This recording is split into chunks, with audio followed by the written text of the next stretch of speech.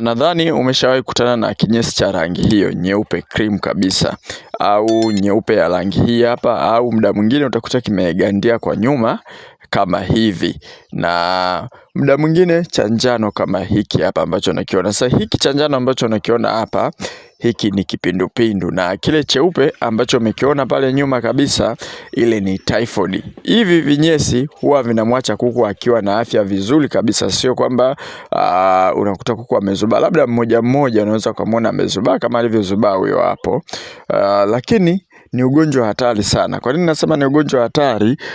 Kwa sababu huu ugonjwa unaweza ukakuondolea kuku wote, na ni ugonjwa ambao huwa hausikii dawa. Unaweza ukawa unahangaika na dawa, kuku wako hawaponi. Na mimi huwa napenda kutumia lugha moja kwamba huu ugonjwa ukiingia shambani kwako unaua taratibu. Kwa hiyo ni ugonjwa ambao utakugharimu sana, kwa sababu utakuwa unahangaika na dawa. Unajua kuku anapona, unahangaika na hii hapa, unahangaika na hii hapa, mwisho wa siku unakuta kuku wako bado wanakufa. Sasa leo nataka nikutajie tiba 5 ambazo unaweza ukazitumia kwenye kutibu ugonjwa wa typhoid au kipindupindu. Yaani haya ni magonjwa mawili tofauti, lakini bahati nzuri huwa yanatibika kwa dawa ya aina moja.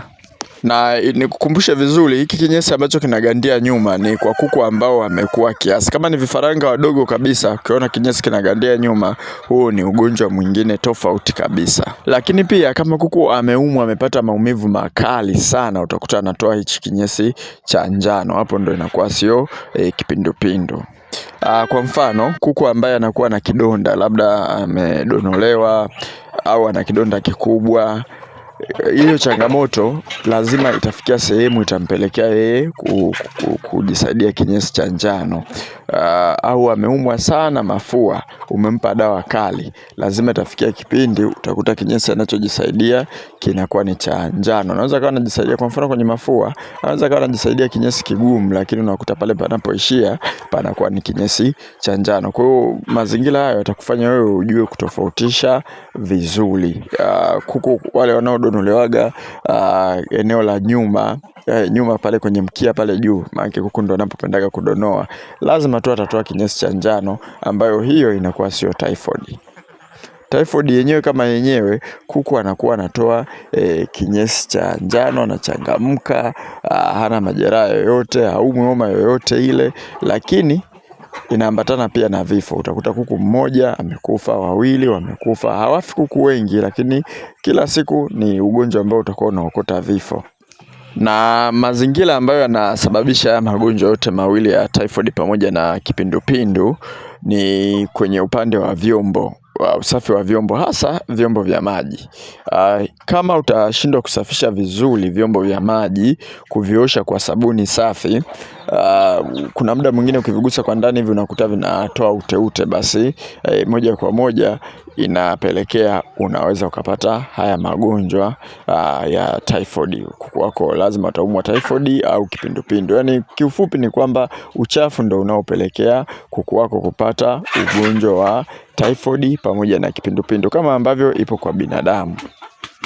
Kabla sijarudi hapa kukuambia jinsi ambavyo unaweza ukatibia huu ugonjwa, hizo tiba 5 tofauti ambazo nitakwambia, nikukumbushe tu unaweza ukajiunga na kundi letu la mafunzo la WhatsApp kwa ajili ya kujifunza zaidi jinsi ya kutengeneza dawa. Kwa mfano, unaona hii dawa ambayo ninaitengeneza hapa, nilikuwa nawaelekeza watu ambao wapo kwenye grupu la ufugaji jinsi ambavyo wanaweza wakatengeneza hii dawa. Hapa nikawa nawaelekeza vitu vya kuongeza hapo, kama unavyoona tukawa tunakwenda kuongeza majani ya mbaazi. Hapa nilikuwa naenda kuchuma majani ya mbaazi. Nikasema kwenye ile dawa yetu tunaongeza majani ya mbaazi. Ni tiba ambayo tulikuwa tunaitumia hapa shambani. Kujiunga na kundi letu ili upate mambo yote haya, ada yake ni shilingi 8,000 kwa muda wa miezi 2. Lakini pia tunavyo hivi vitabu. Hivi ni vitabu vizuri sana jamani, ambavyo ukivitumia vitakusaidia sana. Humu ndani kuna kanuni za kuchanganya chakula, jinsi ya kuchanganya chakula. Yani unaweka pumba kiasi gani, mashudu kiasi gani, pumba ya dagaa kiasi gani. Zimewasaidia wafugaji wengi sana. Kwa mfano kuna huyu mfugaji ambaye alitutafuta akatutumia na ujumbe ya kwamba anasema kwamba na pia nashukuru nilichukua vitabu nimetengeneza chakula cha grower, kuku wangu wanakuwa ghafla mpaka nashangaa, asanteni sana. Kwa unaweza kuona wafugaji kama hawa ni wengi sana ambao waga wanatutumiaga feedback ya mafanikio, namna ambavyo wamefanikiwa kwenye ufugaji. Na sisi tunajivunia sana hili jambo kwa kutengeneza kitu ambacho kinawasaidia wafugaji wengi sana. Gharama ya hivi vitabu ni shilingi 10,000. Kitabu kimoja ni shilingi 10,000 na ni soft copy, tunakutumia kwa njia ya WhatsApp. Hapo pana vitabu ambavyo utatengeneza tiba, chakula, vitakuongoza jinsi ya kulea kuku, vyote tunavyo hapo. Sasa nikianza kutajia hizi tiba ambazo huwa tunazitumia sisi pia hapa kuku wetu wakiumwa typhoid au kipindupindu. Tiba ya kwanza nitakutajia mwarobaini. Majani ya mwarobaini ukiweka kwenye jagi moja ukaya blend vizuri kabisa ukawapatia kuku wako, wanapona typhoid vizuri kabisa. Jamani, hii michanganyo yote utachanganyia na kitunguu saumu kimoja kizima na tangawizi moja zima. Kwa hiyo nitakuwa sitaji hivi vitu, lakini ni vitu muhimu ambavyo utaviweka kwenye hiyo michanganyo ili iweze kufanya kazi vizuri kabisa.